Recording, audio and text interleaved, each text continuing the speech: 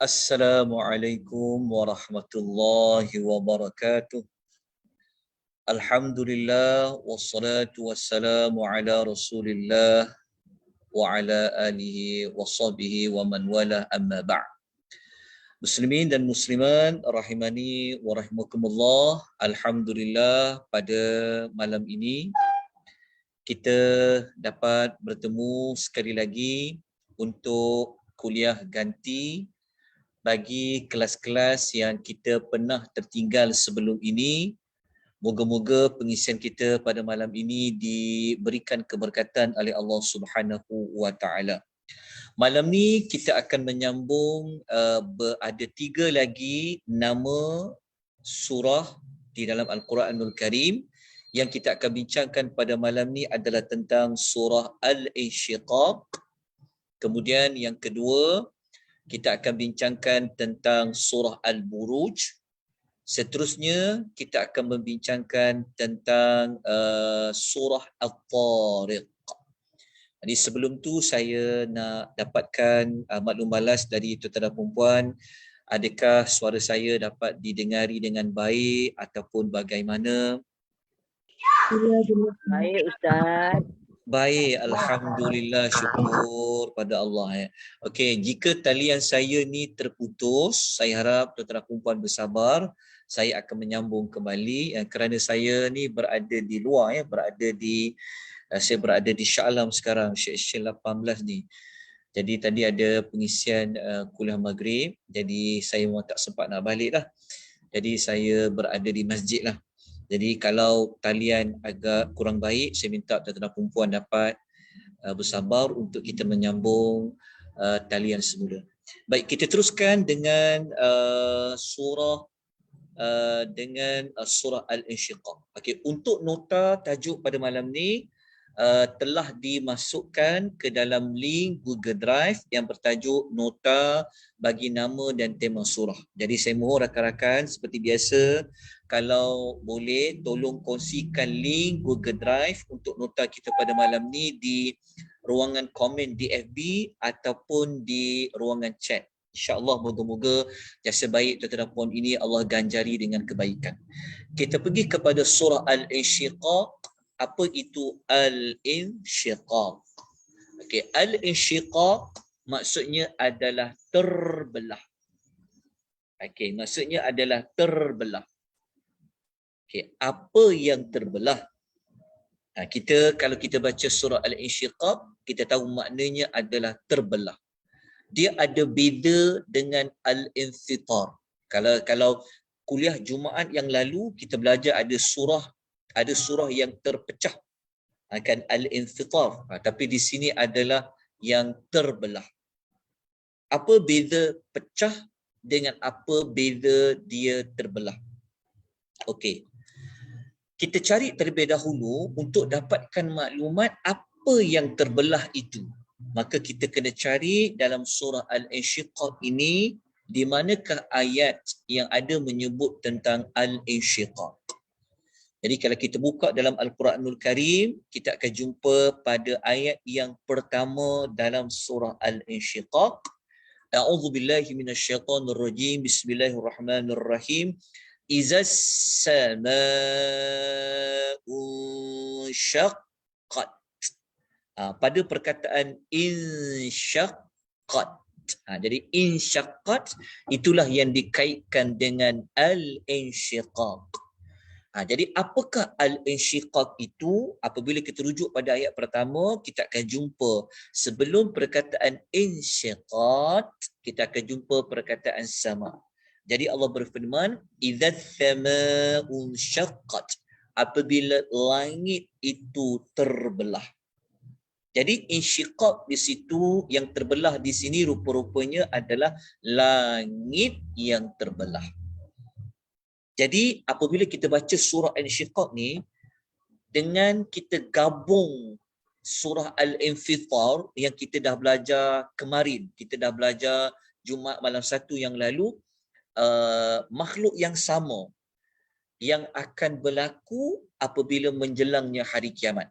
Kalau kita belajar dekat surah Al-Infitar sebelum ini, langit itu dia pecah. Kan? Betul ke Al-Infitar pecah kan? Tengok balik semula Al-Infitar. Betul, Al-Infitar dia berpecah, pecah. Tapi pecah idza fatarat. Tapi kalau dalam surah Al-Insyiqaq, langit itu terbelah.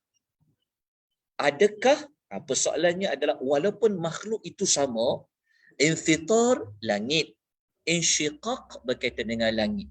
Cuma ketika mana dalam surah Al-Insyiqaq Allah kata langit itu terbelah. Tapi dalam surah Al-Infitar Allah kata langit itu pecah. Kalau saya tanya tuan-tuan perempuan, kan, kalau kita ditanya apa perbezaan antara pecah dengan terbelah, mana lagi dahsyat? Pecah ke ataupun hanya terbelah? Pecah. Pecah, Ustaz. Okey, pecah. Okey, terbelah. Okey. Kalau kita kata ada perbezaan, infitar pecah, insyiqaq terbelah. Kenapa pada surah insyiqaq Allah kata langit itu terbelah? Kita tahu dalam surah infitar langit itu pecah. Kenapa dekat ayat tu dia pecah? Kenapa dekat ayat ini, surah ini langit itu terbelah? Nanti kita akan bincangkan selepas kita habis belajar tentang nama dan tema surah Al-Insyiqaq. Jadi kita dapat jawapan rupa-rupanya Al-Insyiqaq yang terbelah itu rupa-rupanya adalah langit.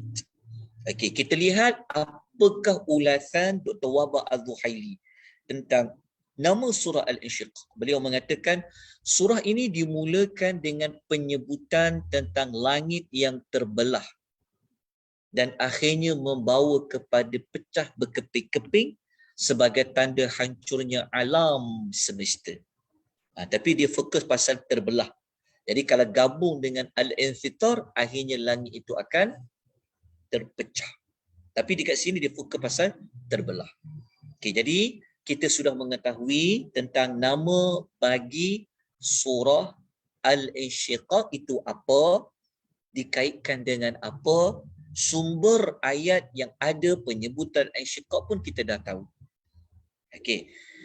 Jadi apabila kita dah tahu tentang nama, cuma nanti kita nak kupas tentang apa perbezaan langit yang pecah dan apa perbezaan dengan langit yang terbelah. Okey. Jadi sebelum kita bincangkan perbezaannya, maka kita bincangkan terlebih dahulu tentang tema bagi surah Al-Insyiqaq ini. Okey, surah Al-Insyiqaq tema besar dia adalah hari kiamat. Kalau surah Al-Infitar pun pasal hari kiamat. Tetapi spesifiknya hari kiamat tu ada banyak suasana, ada banyak situasi. Tetapi Al-Insyiqaq dia merujuk kepada situasinya. Temanya adalah berkenaan dengan ketundukan dan penyerahan langit, bumi, manusia kepada Allah Subhanahu wa taala. Dia berbeza dengan Al-Infitar. Kalau masih ingat lagi, apa tema surah Al-Infitar? Siapa boleh ulang apa kita dah belajar pada 2 hari yang lalu, pada hari Jumaat malam Sabtu yang lalu? Siapa boleh kongsikan? Al-Infitar ni temanya apa? Kedahsyatan segala urusan di hari pembalasan. Okey, kalau Al-Infitar. Okey, dalam surah Al-Infitar, jazakillahu khairah. Surah Al-Infitar Allah nak bawa kita kepada suasana nak menunjukkan kedahsyatan hari kiamat tu. Tapi dekat surah Al-Insyiqaq, Allah bukan nak fokus pada kedahsyatan tu, tapi dia nak fokus kepada bahawa langit yang luas, yang besar itu, mereka ini menyerahkan diri mereka kepada Allah untuk diperlakukan apa saja oleh Allah. Begitu juga bumi yang luas ini pun macam tu, termasuklah manusia di hari akhirat. Dia mengikut semua apa pun yang telah Allah tentukan. Manusia dah tak boleh buat apa-apa dah. Dia berada di bawah tangan Allah Subhanahu wa taala. Itulah tema yang Allah nak paparkan dalam surah Al-Insyiqaq. Dan saya akan tunjukkan di mana kita dapat tema yang mengatakan surah Al-Insyiqaq ni adalah suasana tentang hari kiamat yang menunjukkan nanti makhluk-makhluk yang besar seperti langit, seperti bumi, mereka telah tunduk, patuh, mengikuti apa saja yang Allah Ta'ala nak lakukan kepada mereka. Kalau langit, dia terbelah. Okey, kalau bumi dia apa? Kalau bumi. Kalau kita baca pada ayat nombor 3 dan 4, kita akan jumpa perkataan bumi. Allah kata, wa idzal ardu, al-ardu adalah bumi. Jadi Allah kata, wa idzal ardu muddat wa alqat ma fiha wa takhallat. Allah kata, dan apabila bumi itu dia menjadi rata. Dia rata dan dia memuntahkan apa saja yang ada di dalam perut bumi dan akhirnya bumi itu jadi kosong. Macam sekarang kan, bumi ni kan ada tempat simpan makhluk dalam perut dia, betul tak? Ada mayat dalam dia, macam-macam dalam perut bumi. Tetapi nanti apabila datangnya hari kiamat, bumi ni dia akan keluar, dia akan muntahkan semua yang ada di dalam perutnya. Kenapa? Kerana mereka mengikuti, mereka menyerahkan diri mereka kepada Allah di hari kiamat. So bumi ni asal-asal ada gunung, ada pokok-pokok, dia akan menjadi rata. Okey, dan yang penting, cuba kita tengok ayat selepas Allah sebut langit tu terbelah dan bumi itu menjadi rata dan kosong.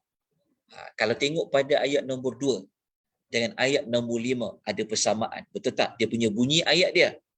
Kalau kita baca ayat nombor 2, setelah Allah cerita langit ni terbelah, ayat nombor 2 Allah mengatakan wa adzinat li rabbiha wa huqqat. Allah kata dan ia. Kalau ayat nombor 2, perkataan ia merujuk kepada langit yang terbelah. Jadi perkataan ia dekat sini dia merujuk kepada langit yang terbelah.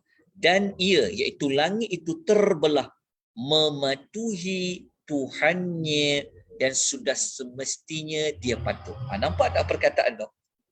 Ayat kedua ni membantu kita nak mencari temanya apa. Tadi kita kata tema surah Al-Insyiqaq cerita tentang langit ini dia patuh, dia tunduk kepada Allah.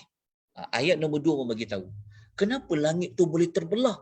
Sedangkan selama ni langit ni cantik, tak ada bocor, tak ada lubang-lubang. Tapi kenapa dia boleh sampai terbelah ketika kiamat? Ayat nombor 2 bagi jawapan. Kerana dia ikut apa yang Tuhan minta dan semestinya dia patuh. Okey, dan apabila Allah cerita bumi pula, kan? Ayat nombor 3 dengan ayat nombor 4. Kenapa bumi tu boleh menjadi rata? Kenapa bumi tu dia menjadi kosong? Dia memuntahkan segala-galanya. Ayat nombor 5 bagi tahu. Wa adzinat li rabbiha wa huqqat. Dan ia mematuhi perintah Tuhannya dan sudah semestinya ia patuh. Apa mesej di sebalik ayat 2 dengan ayat nombor 5? Memberitahu kepada kita bumi ini yang luas, yang besar ini pun di hari akhirat dia akan ikut apa sahaja yang Allah perintahkan. Bumi nak jadi apa? Dia akan ikut. Allah minta mereka muntahkan apa yang ada dalam perut mereka, mereka akan muntahkan. Begitu juga dengan langit dan bumi.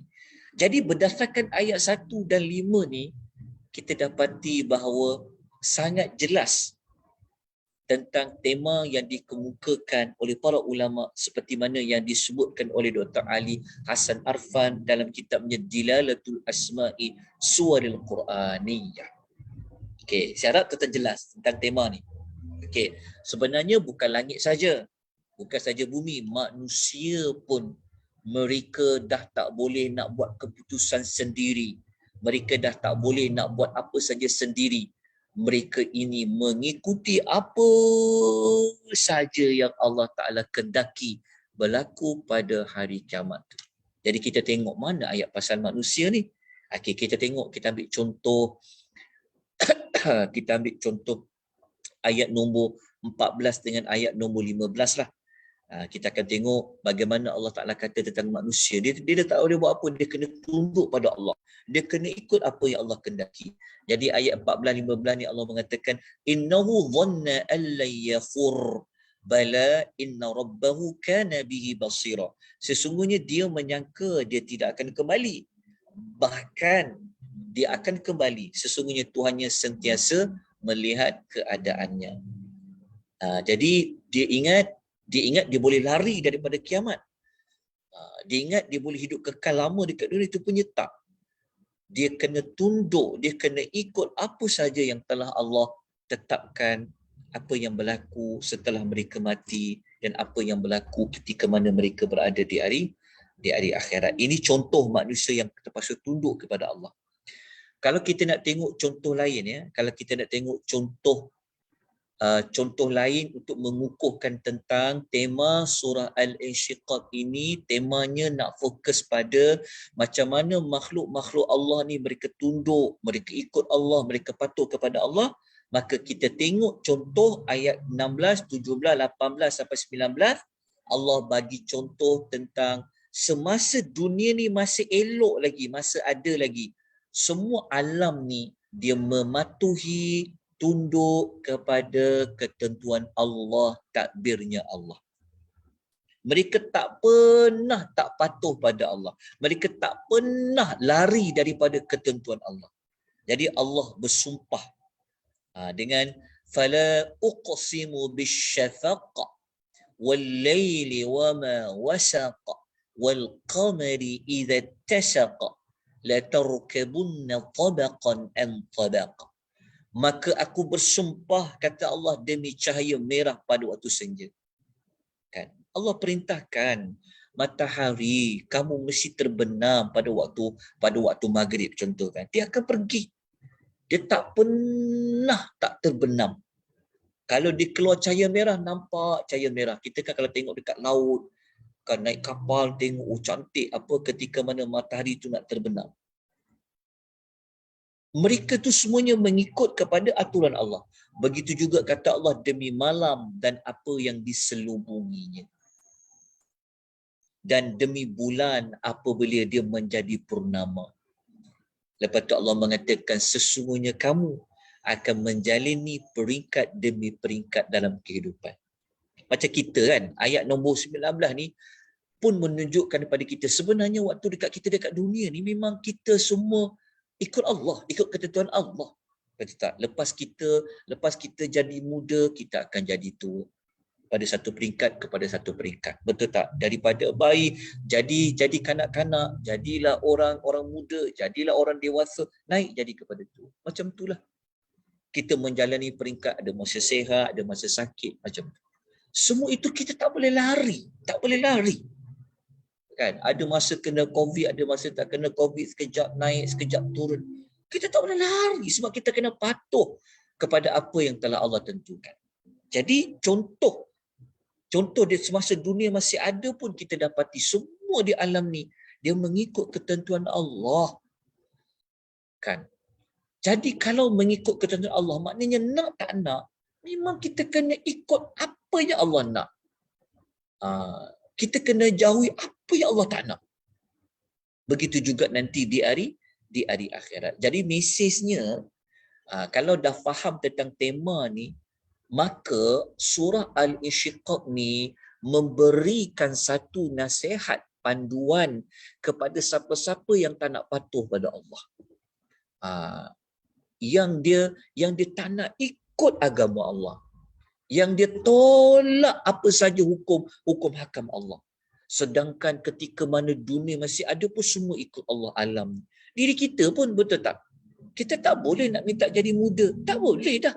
Kalau umur tu dah 40 dah tak boleh nak minta jadi 30. Bacalah doa apa pun dah tak boleh. Menundukkan kita ni tunduk. Kita tunduk ni ikut je apa yang Allah kata. So kalau hidup kita pun macam tu, sepatutnya kita semua kena jadi manusia yang tunduk pada Allah, tunduk pada agama Allah, ikut apa yang Allah perintahkan, tinggal apa yang Allah larang.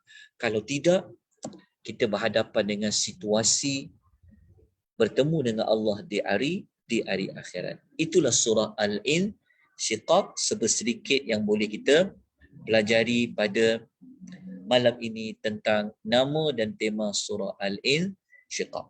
Okey, cuma kita tak dapat nak terangkan dengan lebih detail tentang isi kandungan surah Al-Insyiqaq kerana kita belajar tentang nama dan tema.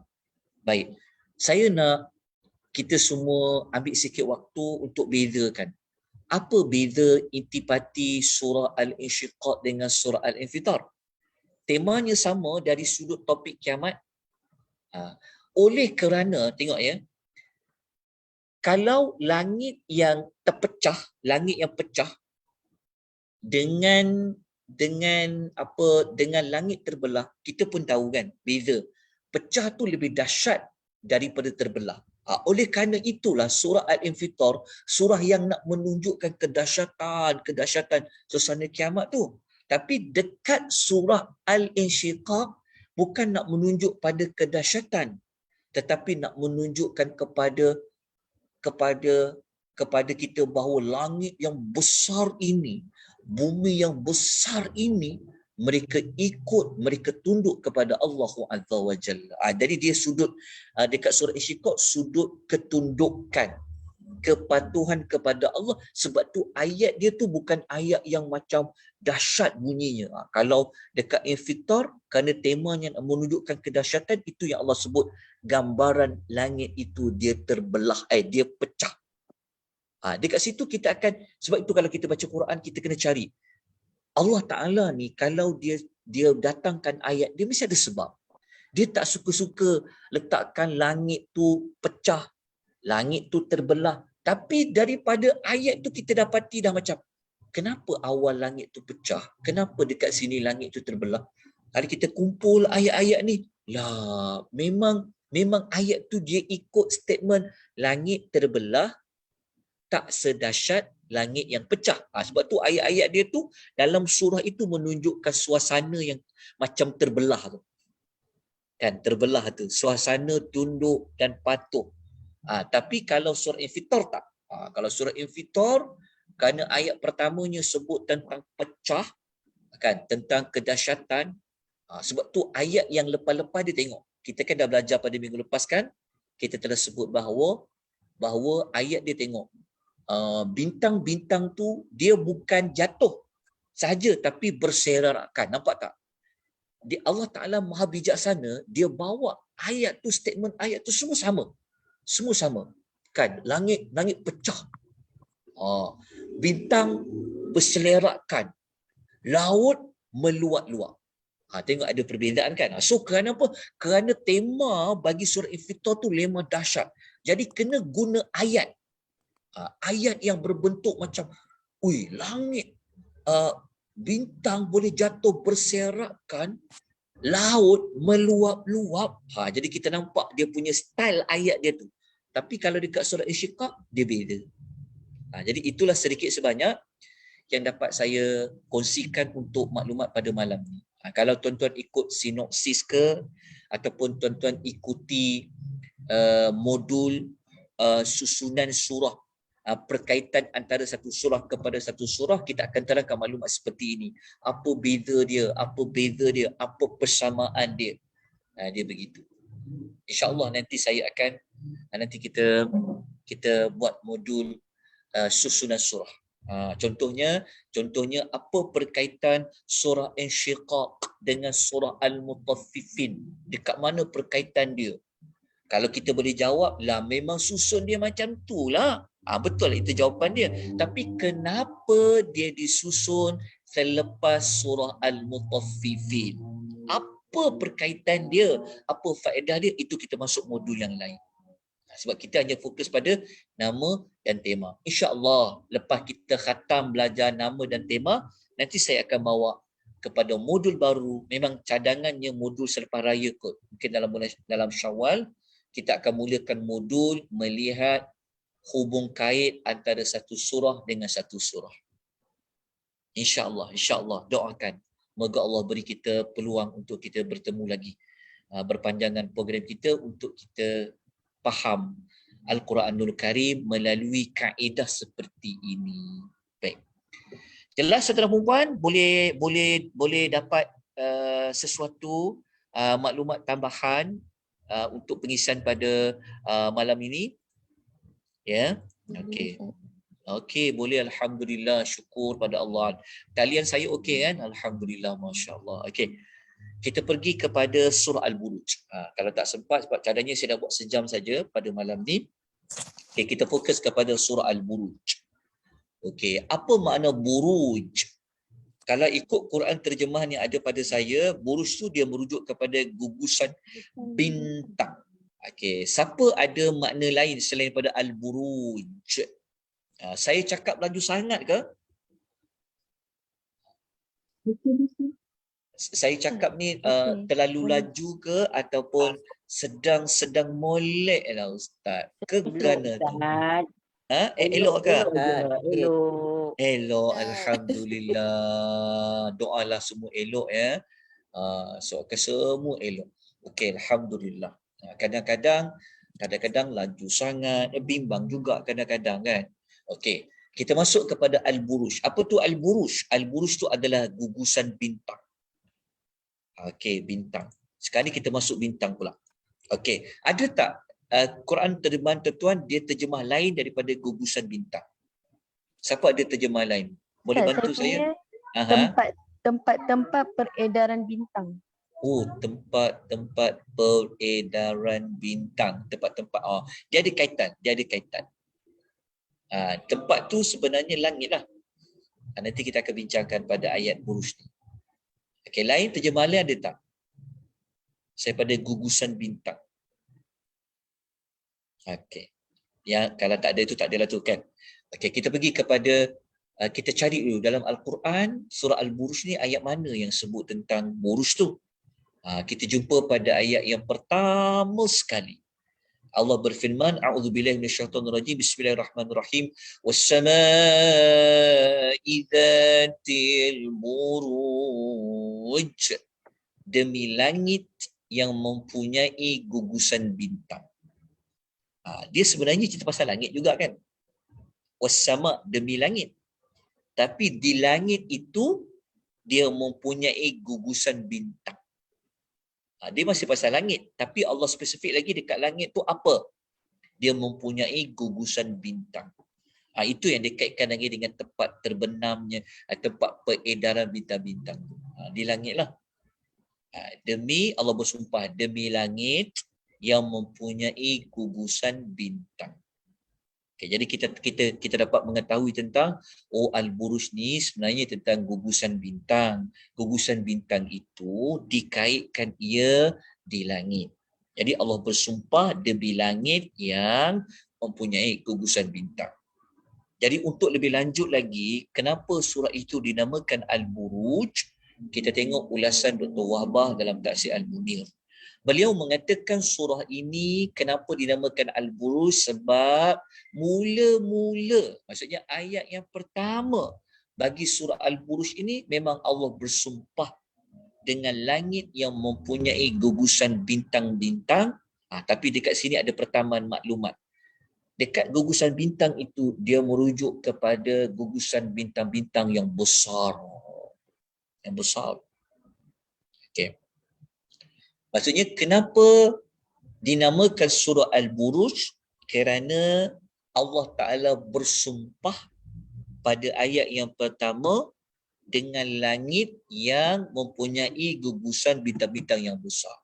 Kerana Allah bersumpah dengannya, maka ia layak untuk dijadikan sebagai nama surah.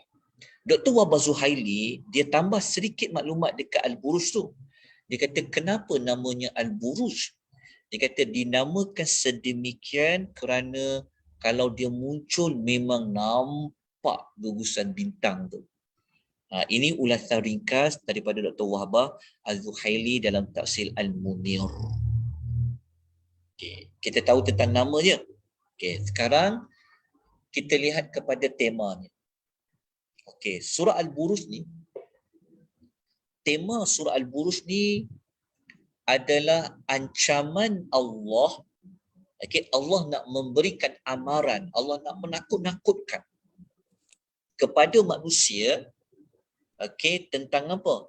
Tentang kesaksian Allah dan juga kedahsyatan azab Allah. Okay. Saya dah sebut pada hari yang lalu bahawasanya memang juzuk amma ni banyak berkaitan tentang kiamat. Surah Al-Buruj ni dia ada kaitan juga dengan kiamat. Tapi spesifiknya lagi apa pasal kiamat tu. Jadi dia punya objektif utama dia, surah-surah ni nak bawa kepada yakin pada kiamat tu sebenarnya. Tujuan utamanya nak meyakinkan manusia percaya, terima tentang hari kiamat tu. Tapi nak menggambarkan lagi kiamat tu, nak membuktikan boleh wujudnya hari kiamat tu, maka Allah Ta'ala mendatangkan surah-surah yang tertentu seperti Al-Buruj. Jadi surah Al-Buruj ni, kata Dr. Ali Hassan Arfan, dia cadangkan bahawa surah Al-Buruj ini temanya adalah nak bagi tahu Allah ni maha tahu, maha saksi apa yang hamba dilakukan. Lepas tu surah Al-Buruj ni Allah nak bagi tahu tentang dahsyatnya azabnya. Jadi kalau kita meyakini Allah Ta'ala ni dia maha tahu, maha menyaksikan apa yang berlaku, maka memang tak dapat dinafikan lagi lah, memang layak boleh berlakunya hari kiamat. Kenapa? Kerana Allah Ta'ala maha saksikan apa yang berlaku di dunia ni. Dalam masa yang sama, Allah Ta'ala nak memberi amaran tentang sesiapa yang Allah azab dia, azabnya sangat dahsyat. Okay. Nampak tak perkaitan tema surah ni dengan topik utama juzuk amma ni pasal kiamat. Okey, jadi kita tengok nak kukuhkan lagi tema ni, jadi kita lihatlah kepada ayat yang awal-awal pembuka bagi surah Al-Buruj. Surah Al-Buruj ni selepas Allah bersumpah demi langit, bumi, busa, bintang, Allah kata apa? Wal yaumil maw'ud. Allah bersumpah demi hari yang dijanjikan. Demi hari yang Allah janjikan. Allah bersumpah dengan hari itu. Lepas tu Allah bersumpah lagi. Wa syahidin wa masyhud. Demi yang menyaksikan, yang disaksikan. Demi yang menyaksikan dan yang disaksikan. Dia ada kaitan juga dengan hari kiamat. Dia ada kaitan juga, ada pelbagai pentafsiran di kalangan para ulama tentang yang menyaksikan dan yang disaksikan. Hari itu, hari yang ada yang menyaksikan, ada yang disaksikan. Jadi, kita jumpa perkataan saksi-saksi kan? Ada kaitan dengan ya Allah nak bagi tahu penyaksian. Allah ni menyaksikan. Tapi pada hari itu, hari yang menyaksikan, hari yang disaksikan. Ada saksi di bawah dan sebagainya. Okay, jelas kat situ. Kemudian Allah Ta'ala mendatangkan kita ada satu kisah Ashabul Ukhdud. Qutila Ashabul Ukhdud. Allah kata binasalah orang yang membuat parit. Okey, kalau tuan-tuan belajar tafsiran ayat surah Al-Buruj, kalau belajar tadabbur surah Al-Buruj, pembuat parit ni, Ashabul Ukhdud, pembuat parit ni, dia ceritanya dalam Quran tak ada panjang lebar. Allah cuma kata pembuat parit. Nak tahu ceritanya kena rujuk dalam hadis Nabi. Kalau rujuk dalam hadis Nabi SAW, ada hadis itu dalam Riyadhus Shalihin, dalam tajuk kitab Sabar ada.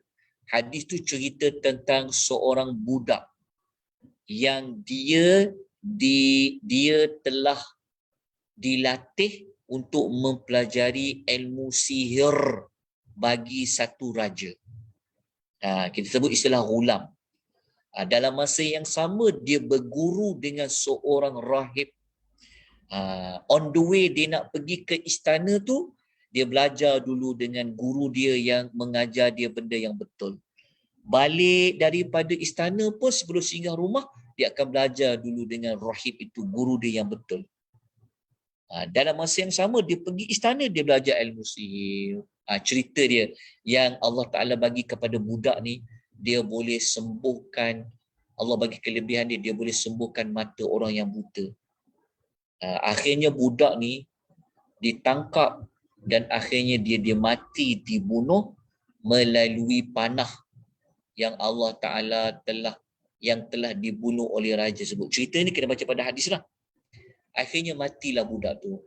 Apabila budak tu mati, masa budak tu mati, orang-orang rakyat-rakyat ketika tu menyaksikan. Akhirnya mereka semua mengikuti agama budak tu. Raja marah tengok rakyat dah tukar agama, maka mereka memerintahkan rakyat-rakyat yang ikut agama budak ni, agama Islam ni, bakar dia. Jadi bakar dia macam mana? Galikan parit, yang dalam parit tu letaklah kayu api semua-semua, bagi api tu besar, maka masukkan mereka semua ke dalam parit yang mengandungi api bagi siapa-siapa yang tak nak tukar agama dia. Itulah yang Allah kata, binasalah orang yang membuat parit. Jelas, binasalah orang yang membuat parit. Okay. Kalau kita nak kuatkan lagi tema ni, tema tentang penyaksian Allah terhadap apa yang berlaku di dunia ni, Allah nampak penghuni parit tu buat apa, mereka telah bakar siapa, waktu dibakar orang beriman tu mereka duduk sekeliling parit tu, Allah bagi tahu, Allah tahu korang buat apa, kata Allah. Dalam masa yang sama, Allah Ta'ala nak bagi tahu tentang apakah azab yang Allah boleh beri kepada orang-orang yang Allah saksikan semasa hidup dengan melakukan pembunuhan, penganiayaan dan sebagainya. Jadi kita tengok pada ayat nombor 12, 13, 14 dan 15. Kita nak tengok ayat lain dalam surah Al-Buruj yang berkaitan dengan tema yang kita bincang tadi tu. Nak kukuhkan lagi tema tu, maka Allah mengatakan bahawasanya apa? Inna batsha rabbika lasyadid. Sesungguhnya azab Rabbmu sangat dahsyat. Nampak tak perkataan? Sesungguhnya azab Rabbmu sangat dahsyat. Kenapa Allah sebut macam ni tau? Dia ada berkaitan dengan mereka membakar rakyat-rakyat yang beriman. Bakar dalam api yang digali di dalam parit tu. Bayangkan. Jadi Allah tengok apa yang mereka buat. Jadi Allah bagi ancaman. Korang ni, kan, kalau dapat azab Allah tu dia sangat dahsyat. Okey, lepas tu Allah Subhanahu wa taala menyebutkan tentang bagaimana Allah memula ciptakan manusia dan menghidupkan manusia dekat ayat innahu huwa yubdi wa yu'id. Okey, sesungguhnya dialah yang memulakan penciptaan dan dialah yang menghidupkan. Ayat-ayat seperti ini ayat yang menunjukkan bahawasanya memang hari kiamat itu, hari hidupkan semula itu boleh berlaku. Kalau kita belajar tadabbur ayat, insya-Allah kita akan lebih dapat penjelasan dengan lebih panjang. Dan ayat nombor 16 itulah yang kita nak kukuhkan juga pada tema yang kita belajar pada malam ni, fa'alul lima yurid, yang berkuasa melakukan apa yang Allah kehendaki. Allah ni dia boleh buat apa saja yang dia nak buat. Dia nak bagi azab dahsyat, dia boleh buat. Jadi itulah penerangan ringkas yang dapat saya kongsikan, dan kalau nak lebih mengukuhkan tentang tema tersebut, tentang dahsyatnya azab Allah, maka ayat-ayat penutup bagi surah Al-Buruj ini Allah bawa cerita tentang Firaun dengan Samud. Firaun dengan Samud. Kenapa? Hal ataka hadithul junud. Sudahkah sampai kepadamu, bukan keadamu ni, kepadamu. Tukar kat sini perkataan P kat sini. Kepadamu, wahai Muhammad, berita tentang bala tentera. Bala tentera siapa? Firaun dan Samud. Kenapa Allah bawa kisah Firaun dan Samud? Semua orang tahu Firaun yang telah mengazab Bani Israel kan. Dia telah menzalimi Bani Israel, telah membunuh orang-orang lelaki, kan, menjadikan perempuan-perempuan Bani Israel sebagai hamba. Akhirnya Firaun itu Allah bagi dia azab, lemas dia di dalam lautan.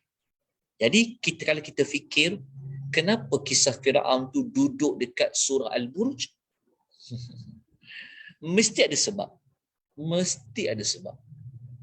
InsyaAllah kalau tuan-tuan ikuti kisah Nabi Musa, insyaAllah nanti kita akan masuk kepada pusingan yang kedua, kisah Nabi Musa.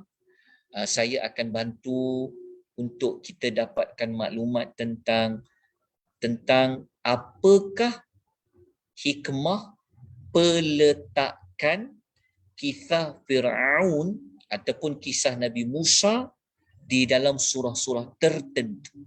Itu kita masuk fasa yang kedua nanti, belajar kisah Nabi Musa. Supaya tuan-tuan tahu, oh patutlah kisah Nabi Musa ni ada dekat surah Baqarah. Rupa-rupanya berkaitan dengan kisah apa. Kenapa kisah Nabi Musa ni ada dekat surah Maidah?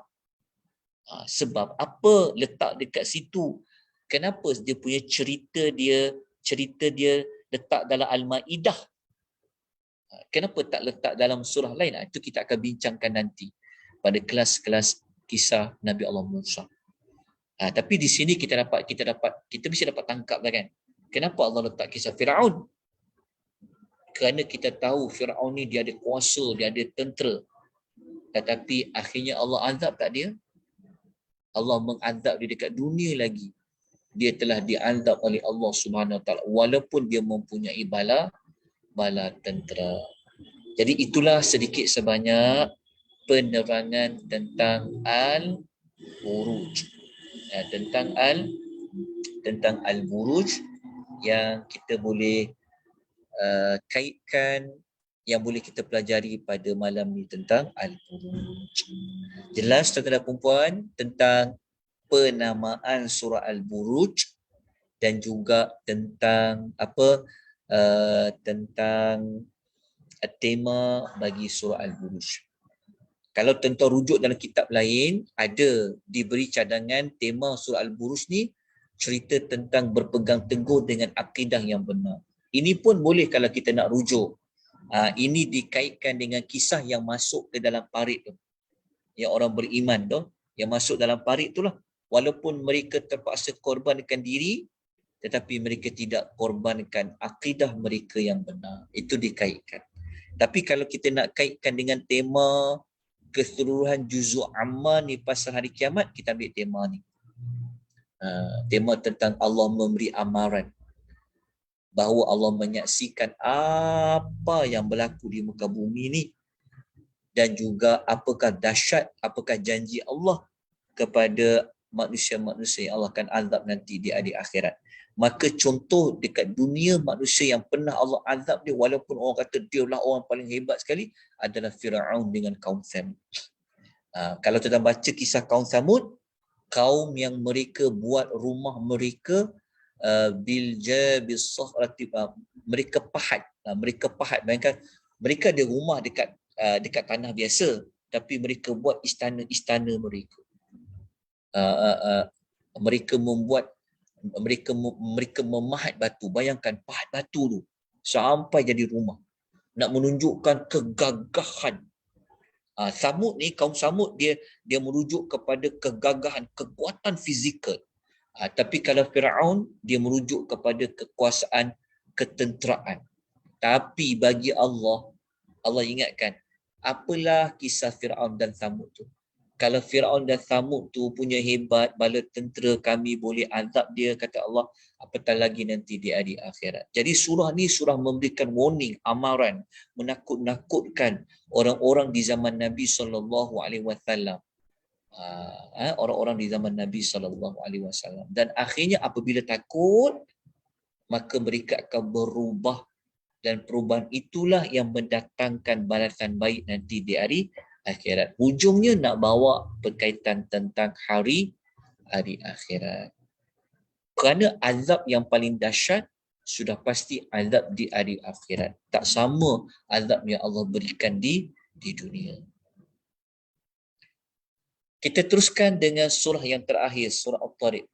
Boleh ke tuan-tuan dan puan? Sikit lagi. Boleh ke? Sebab kita pemula tadi 10.30 kan? Boleh, 10.30 kan? Ustaz. Okey. Okey, Boleh. perlahan-lahan kita belajar. Okey, kita belajar surah Al-Tariq. Okey, mengikut Quran terjemahan yang ada di tangan saya, Al-Tariq diterjemahkan sebagai bintang yang menerangi. Kita jumpa macam sama kan? Surah apa? Surah Buruj pasal bintang yang ada dekat langit. Tapi bintang yang besar. Al-Tariq pun dikaitkan dengan bintang yang menerangi. Okey.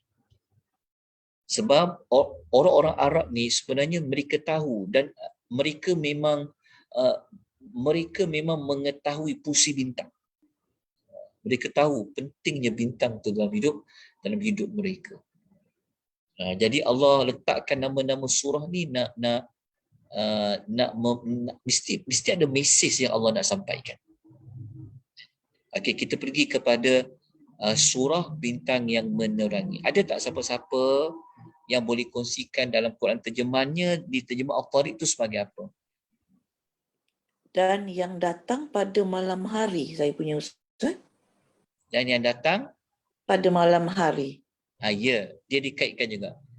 Yang datang pada malam hari. Yang datang pada malam hari itu apa? Sudah pasti bukan matahari. Dia maksudnya yang datang pada malam hari tu maksudnya makhluk tu dia akan datang, dia muncul pada malam hari je. Siang dia tak ada. Tentu makhluk tu apa? Bintang lah. Bintang. Betul tak? Ya, ya. Bintang, siang dia tak datang. Dia datang pada malam hari. Orang Arab dulu, mereka ni sangat faham. Mereka memang sangat terkesan. Sebab mereka memang bergantung kepada benda-benda ni.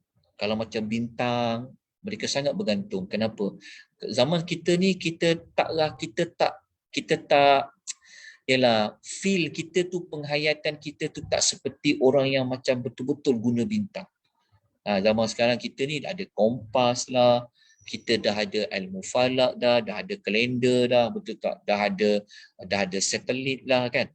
Zaman dulu memang mereka nak bergerak salah satunya dengan menggunakan bintang. Kan zaman dulu kan gelap. Macam mana mereka nak bergerak? Jadi mereka sangat bergantung kepada bintang. Memang dalam Quran tersebut memang bintang ni digunakan untuk apa? Untuk wa'alamat. Untuk menunjukkan pergerakan. Ketika mana di laut ke di darat mereka sangat bergantung kepada bintang. Kalau Puan Syamsiah dalam chat dia kata At-Tariq pengunjung malam. Iyalah tu. Pengunjung malam tu maksudnya merujuk kepada bintang lah. Dia datang pada waktu malam, bintang. Bintang kan kita boleh tengok malam. Okey. Kita tengok di mana ayat dalam surah At-Tariq ni ada perkataan tariq. Kita akan jumpa pada ayat yang pertama dan kedua. Allah berfirman tentang was-samaa'i wat-tariq, demi langit dan demi bintang At-Tariq. Wa ma adraka mat-tariq. Tahukah engkau apa itu tariq? Tadi kan kalau Kak Mazidah dia kata dalam terjemahannya dia kata yang datang waktu malam. Kalau Puan Syamsiah tadi kata pengunjung malam kan. Tariq tu memang maksudnya macam tu. Tapi ayat 3 Allah bagi jawapan. Apa tu tariq? Cuba tengok ayat 3. Ayat 3 tu Allah bagi jawapan. Tariq tu apa? An-najmu thaqib, iaitu bintang Al-Thaqib yang bersinar tajam. Terang bintang. Faham tak maksud dia? Jadi kalau orang tanya At-Tariq tu apa? At-Tariq tu adalah ayat 3. Ayat 3 tu lah Allah bagi tahu. At-Tariq tu apa? Dia adalah An-Najmu. Dia adalah bintang. Tapi bintang, sifat bintang tu cahayanya seperti apa? Al-Thaqib. Al-Thaqib ni yang bersinar tajam. Sebab tu kalau tahi bintang, api meteor yang keluar pun dikaitkan dengan Al-Thaqib. Bintang yang bersinar tajam.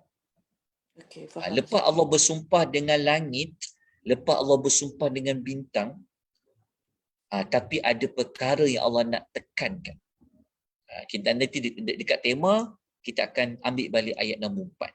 Sekarang kita dah tahu, At-Tariq tu rupa-rupanya merujuk kepada bintang yang muncul pada waktu malam.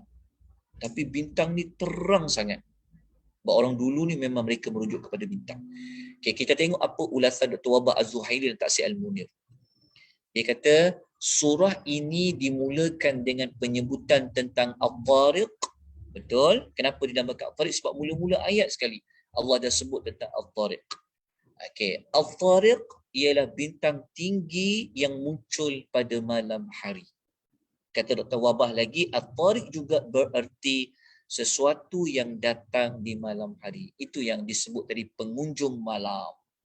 Yang muncul di malam hari. Apa dia? An-Najmu. Dia adalah bintang. Bintang. Orang dulu ni mereka memang sangat-sangat memerlukan bintang. Mereka tak boleh hidup kalau tanpa bintang. Sebab mereka kan bergerak. Kan? Nak tahu lokasi pergerakan, mereka bergantung kepada bintang. Okay. Kita tengok pada ulasan yang berikutnya. Okay. Saya sempat ambil maklumat ni dalam Taksir Ibnu Katsir. Ada pendapat daripada tabi'in, iaitu Qatadah dan ulama lain mengatakan bintang kenapa disebut dengan tariq? Kenapa digelar at-tariq?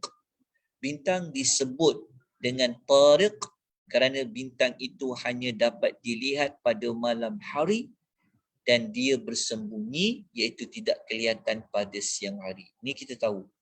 Tariq ni dia macam jalan jugalah kan. Tariqun jalan. Jadi apabila nak tahu jalan, dengan tengok bintang yang dia punya terang bintang tu. Itu yang Allah panggil dia at-tariq. Okey. Bintang yang terang dan jelas tu, cahaya dia tajam kan? Apa berkaitan dengan tema? Apa sebenarnya yang Allah nak bagi tahu melalui bintang tadi tu? Apa berkaitan dia? Kita tengok dulu tema dia. Jadi tema ini yang dicadangkan oleh Dr. Ali Hassan Arfan. Dia kata, tema surah At-Tariq adalah Allah nak cerita tentang ilmu Allah. Pengetahuan Allah yang Allah Ta'ala tahu semua perkara. Besar ke, kecil ke, semua Allah tahu. Kalau orang tanya pula, kan, apa kaitan tema dia dengan hari kiamat? Kita nak jawab apa? Lah, sangat berkaitan lah hari kiamat. Sebab apa? Sebab hari kiamat kan hari akan dibalas, hari penghisapan, hari dapat keputusan, hari pengadilan. Jadi macam mana Allah nak mengadili semua makhluk kalau Allah ada benda yang Allah tak tahu? Betul tak? Macam mana Allah nak balas? Kalau kita belajar surah Al-Buruj, Allah Ta'ala telah jadi saksi kamu buat apa. Itu menunjukkan memang berkaitan dengan hari kiamat. Sebab apa? Sebab Allah Ta'ala lah saksi paling kuat sekali nanti di kiamat. Tak boleh nak tipu dah. Begitu juga naik surah At-Tariq, Allah Ta'ala nak kaitkan tentang Allah Ta'ala tu mengetahui semua perkara kecil dan semua perkara besar. Tersembunyi ke yang tertutup. Apa berkaitan dengan Tariq? Kan Tariq tu dia keluar cahaya. Orang dulu menggunakan dia menggunakan bintang tu untuk dia tahu kat mana jalan yang patut dia ikut. Sama ada mereka berada di laut ataupun mereka berada di daratan. Jadi sangat bersesuaianlah tentang Allah Ta'ala mengetahui, bukan mengetahui saja ya, maksudnya ialah Allah mengetahui itu dikaitkan dengan Allah Ta'ala memelihara. Maksudnya Allah Ta'ala tu dia tahu semua benda dan dia tak akan terlupa dengan apa yang dia tahu. Kecil ke besar. Okey. Untuk mengukuhkan tema ni, untuk mengukuhkan tema bagi surah At-Tariq ni, kita tunjukkan pada ayat nombor 4. Ini ayat nombor 4. Setelah Allah bersumpah dengan langit demi bintang yang muncul pada waktu malam. Bintang tu ada pada waktu siang. Allah tahu bintang tu berapa, kat mana dia berada. Walaupun kita tak nampak, tapi dia akan munculkan dirinya pada waktu malam. Allah juga tahu. Lepas tu di hujung tu Allah kata apa? In kullu nafsin lamma 'alaiha hafiz. Allah kata setiap orang pasti ada penjaganya. Setiap orang ada penjaga dia. Macam kita, penjaga kita ada. Ada malaikat penjaga kita. Malaikat jaga kita sudut apa? Dia tahu malam ni buat apa, semalam buat apa, semua ditulis. Penjaga kita yang menjaga kita tak pernah tak jaga kita, yang tahu kita ke mana-mana, jawab adalah Allah. Itu yang paling utama sekali. Jadi kenapa kita kata apa berkaitan setiap orang pasti ada penjaga dengan kiamat? Nak menunjukkan kepada kita bahawasanya apabila pergi hari kiamat, kita tak boleh lari daripada untuk bagi alasan. Kenapa? Kerana kita selalu dijaga ketika mana kita di dunia, terutama pada amal-amal yang kita lakukan. Nak kukuhkan lagi tema ni. Kan tema tadi kita kata apa? Temanya tentang pengetahuan Allah yang memelihara. Benda kecil ke benda besar, macam bintang kan? Bintang kan? Banyak bintang ni. Tapi Allah Ta'ala pelihara, Allah Ta'ala tahu. Kan? Okey, kita tengok contoh lain dalam surah At-Tariq. Okey, kita ambil contoh. Allah sebut tentang air mani. Kalau kita tengok perkaitan kan, aku tak fahamlah pasal air mani. Kenapa Allah sebut tentang air mani? Sebenarnya, pergi kat tema tadi. Pergi dekat tema. Sebenarnya Allah sebut tentang air mani dalam surah Tariq ni, Allah Ta'ala nak bagi tahu pada kita apa? Allah Ta'ala bagi tahu kita apa? Daripada mula-mula kau cipta pun Allah dah pelihara kita, Allah dah jaga kita, Allah tahu air mani yang mana satu yang menjadikan kita tu orang. Faham tak tuan? Kan kita belajar sains kan? Air mani itu kan kalau dia keluarkan banyak. Tapi satu je yang jadi juara. Kita ni daripada satu itulah. Jadi kenapa Allah cerita air mani dan surah Tariq ni? Itulah pergi kepada tema tadi tu. Tema tu. Maknanya Allah Ta'ala nak bagi tahu. Kalau bintang yang banyak tu, yang kau tak nampak dia pada waktu siang, tapi Allah Ta'ala kata Allah jaga dia. Dia akan muncul nanti pada waktu malam. Kan? Siapa tahu? Tak nampak bintang kan? Tapi Allah tahu. Allah yang jaga dia. Allah mahu mengetahui dia. Begitu juga benda yang sekecil-kecil macam air mani ni.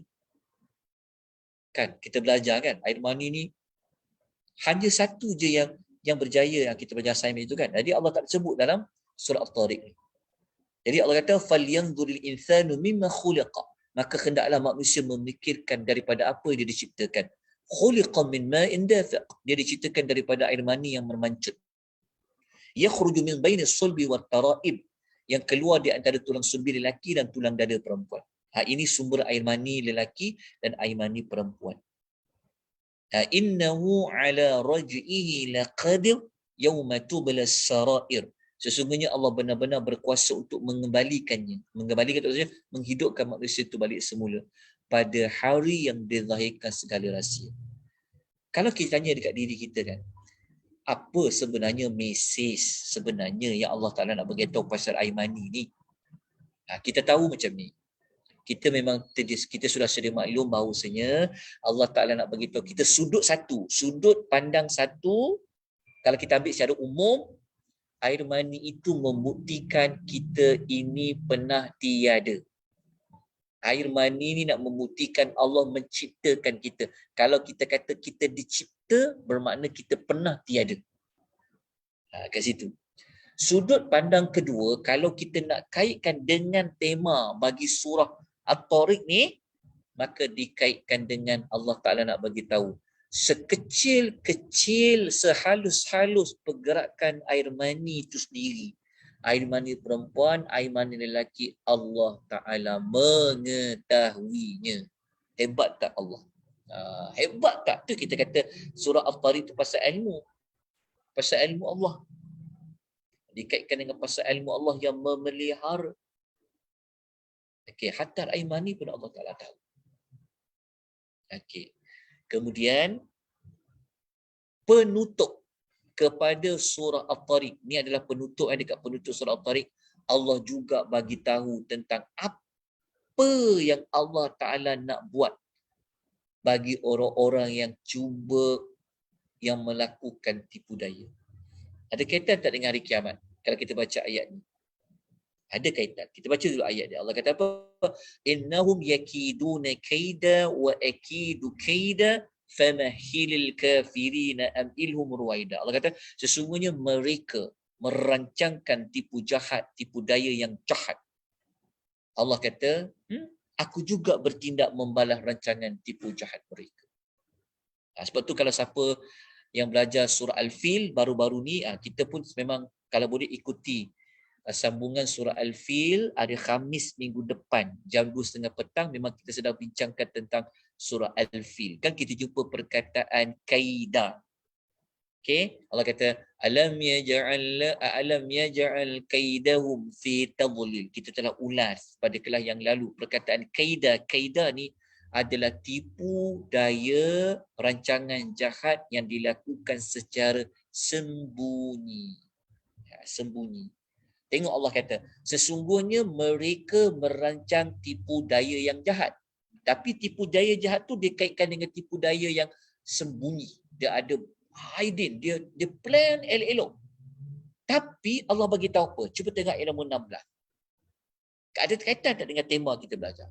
Allah kata, dan aku pula bertindak membalas rancangan tipu jahat mereka tu. Maksudnya, macam mana Allah boleh balas? Kerana Allah Ta'ala tahu apa tipu daya mereka. Mereka plan apa, buat jahat apa. Nampak tak tuan-tuan perempuan?